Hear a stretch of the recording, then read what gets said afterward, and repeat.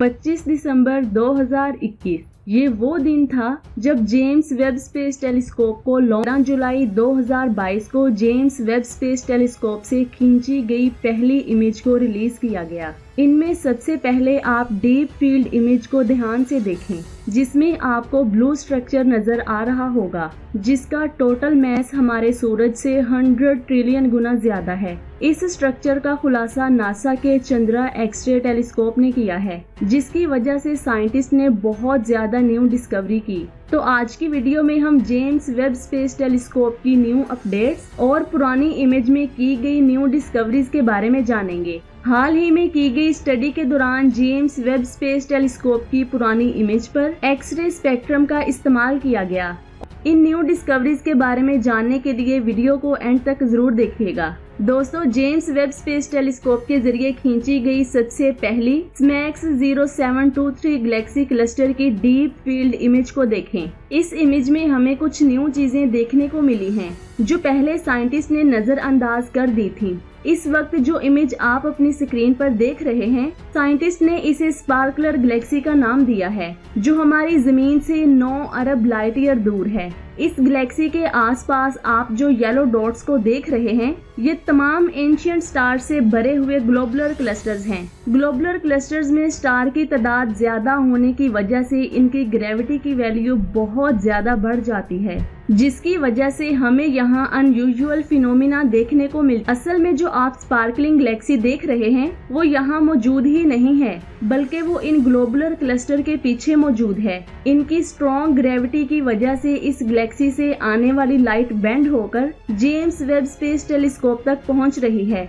Astronomers का कहना है कि ये हमारी कायनात में ढूंढे गए अब तक के सबसे पुराने ग्लोबुलर क्लस्टर की कलेक्शन है, जिनकी फॉर्मेशन हमारी कायनात के बनने के कुछ मिलियन साल बाद हुई थी। साइंटिस्ट अभी तक ये नहीं जान पाए कि हमारी कायनात में ग्लोबुलर क्लस्टर कैसे बनते हैं, लेकिन SMACS 0723 में मिलने वाले इन ग्लोबुलर क्लस्टर की स्टडी से साइंटिस्ट बहुत कुछ जान पाएंगे। इसके बाद स्पाइरल गैलेक्सी IC 5332 की मिड इंफ्रारेड इमेज को देखें, जो जेम्स वेब स्पेस टेलीस्कोप से खींची गई पुरानी इमेज है, जिसमें आप बहुत ज्यादा लाल रीजन्स को देख सकते हैं। गैलेक्सी के इन रीजन्स में मुसलसल स्टार्स की फॉर्मेशन हो रही है। इस इमेज को जेम्स वेब स्पेस टेलीस्कोप के नियर इंफ्रारेड कैमरा से खींचा गया है, जिसकी वजह से आप इसे डीपली देख सकते हैं। लेकिन हबल स्पेस टेलीस्कोप के जरिए खींची गई इस गैलेक्सी की इमेज में आप डार्क रीजन्स को भी देख सकते हैं, जिनमें कुछ भी नजर नहीं आ रहा।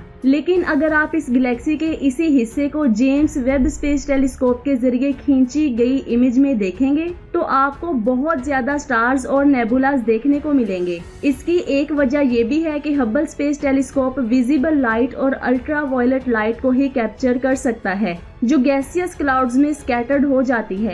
लेकिन इंफ्रारेड स्पेक्ट्रम इन क्लाउड से आसानी से गुजर जाती है, जिसकी वजह से जेम्स वेब स्पेस टेलीस्कोप के जरिए हम यूनिवर्स के ऐसे रीजन्स को भी देख पाते हैं जहां बहुत ज्यादा इंटरस्टेलर गैसेस मौजूद होती हैं।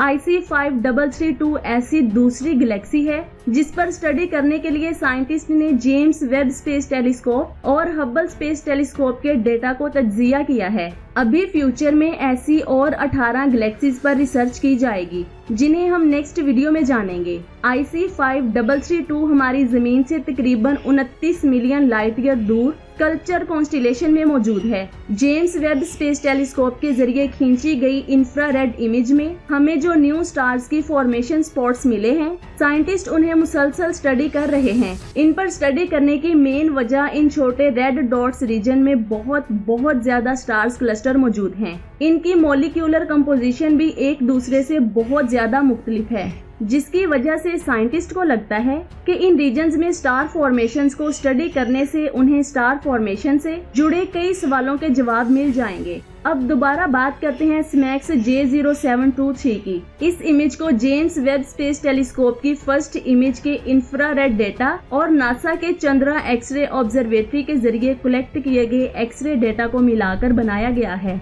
वैसे तो हम इस इमेज में बहुत ज्यादा डिस्कवरीज कर चुके हैं, लेकिन इसे एक्सरे लाइट में देखने पर हमें इसमें यूनिवर्स के सबसे बड़े गैसियस क्लाउड्स रीजन्स देखने को मिलते हैं, जो सुपर हीटेड गैस और डस्ट से भरे हुए हैं। लेकिन ना तो इन्हें इंफ्रारेड इमेज में देखा जा सकता है और ना ही अल्ट्रावायलेट लाइट में। इन्हें सिर्फ और सिर्फ एक्सरे स्पेक्ट्रम में कैप्चर करने वाले स्पेस टेलीस्कोप के जरिए ही देखा जा सकता है। इसीलिए अगर आप हब्बल और जेम्स वेब स्पेस टेलीस्कोप के जरिए ली गई SMACS J0723 की इमेज को देखेंगे तो आपको ये सुपर हीटेड गैस क्लाउड्स देखने को नहीं मिलेंगे। इस इमेज में आप जो ब्लू स्ट्रक्चर को देख रहे हैं वो सुपर हीटेड गैस क्लाउड्स हैं। इस रीजन का मैस हमारी मिल्की वे गैलेक्सी से कई गुना ज्यादा मैसिव है। साइंटिस्ट का कहना है कि यहाँ और भी ऐसा मैटर मौजूद है जिसे हम डिटेक्ट नहीं कर सकते। जी हाँ, मैं बात कर रही हूँ इनविजिबल डार्क मैटर की। अगर उसके मैस को भी इसमें काउंट किया जाए तो इस गैसियस क्लाउड का mass SMACS J0723 super cluster के टोटल मैस से भी कई गुना ज्यादा होगा। अब हम अगली इमेज स्टीफन क्वांटम के बारे में बात करते हैं। इस इमेज को भी जेम्स वेब स्पेस टेलीस्कोप के जरिए खींचा गया था। इस इमेज में 5 गैलेक्सीज मौजूद हैं, जिनमें 4 एक दूसरे के बहुत ज्यादा करीब आ चुकी हैं, जिन्हें आप मर्ज होते हुए भी देख सकते हैं। जब इस इमेज के डेटा को चंद्रा एक्सरे ऑब्जर्वेटरी के डेटा से कंबाइन करके इसकी एक्सरे इमेज को खींचा गया तो इसमें भी हमें बहुत ज्यादा ब्लू रीजन्स दिखाई दिए, जो इन गैलेक्सीज में मौजूद सुपर हीटेड गैस क्लाउड्स हैं। चंद्रा स्पेस टेलीस्कोप से मिले डेटा के जरिए हमें ये पता चलता है कि यहाँ मौजूद गैसेस के इतना ज्यादा गर्म होने के पीछे की एक बहुत बड़ी वजह शॉक वेव है, जिसकी फॉर्मेशन इन गैलेक्सीज के आपस में टकराने की वजह से हुई है। इनके टकराने की स्पीड तकरीबन 2 मिलियन माइल्स पर आवर है। अब साइंटिस्ट को उम्मीद है कि हमें इस इमेज में और भी बहुत कुछ देखने को मिल सकता है, जिसकी वजह से अब स्पिट्जर स्पेस टेलीस्कोप के जरिए इस पर स्टडी की जा रही है। अब बात करते हैं कार्टव्हील गैलेक्सी की। जब दूसरी गैलेक्सीज की तरह इसकी भी चंद्रा स्पेस टेलीस्कोप की मदद से साइंटिस्ट ने एक्सरे इमेज खींची तो हमें ये देखने को मिला जिसे आप अपनी स्क्रीन पर देख रहे हैं। इसमें जो आपको ब्लू और पर्पल रीजन दिखाई दे रहे हैं वो सुपर हीटेड गैस है। इस सुपर हीटेड गैस के पीछे की वजह स्टार में होने वाला सुपरनोवा एक्सप्लोजन, आसपास मौजूद न्यूट्रॉन स्टार या फिर ब्लैक होल का ग्रेविटेशनल इफेक्ट है, जो आसपास की गैसों को बहुत तेजी से अपनी तरफ खींच रहा है, जिसकी वजह से इन गैसों का टेम्परेचर बहुत ज्यादा बढ़ गया है। अब बात करते हैं कैरिना नेबुला की। ये नेबुला हमारी जमीन से 8500 लाइट ईयर दूर कैरिना कॉन्स्टेलेशन में मौजूद है। ये image James Webb space telescope के जरिए खींची गई थी। इसमें मौजूद ब्राइट स्पॉट्स या तो यंग स्टार्स हैं या फिर यहाँ किसी स्टार की फॉर्मेशन हो रही है। जब चंद्रा एक्सरे टेलीस्कोप के जरिए इस इमेज में मौजूद एक्सरे लाइट के डेटा को कलेक्ट किया गया तो साइंटिस्ट को ये इमेज देखने को मिली। इसमें जो आपको पिंक डॉट नजर आ रहे हैं वो यंग स्टार्स हैं। साइंटिस्ट के मुताबिक यंग स्टार्स एक्सरे स्पेक्ट्रम में दूसरे ओल्ड स्टार से कई गुना ज्यादा ब्राइट होते हैं।